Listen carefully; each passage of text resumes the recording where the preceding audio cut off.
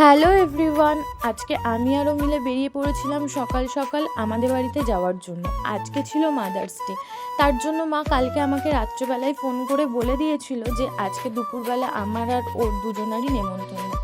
বাড়িতে গিয়ে দেখি এইদিকে আমাদের একার নয়, ছোটো মামাদেরও আজকে নেমন্তন্ন ছিল আমাদের সাথে সাথে। মা আজকে রান্না করেছিল দেশি মুরগি, তাও আবার উনুনে উনুনে দেশি মুরগি রান্না খেতে কার কার ভালো লাগে সবাই কমেন্টে জানাবে। এদিকে গল্প করতে করতে আমরা সবাই খেতে বসে পড়েছিলাম।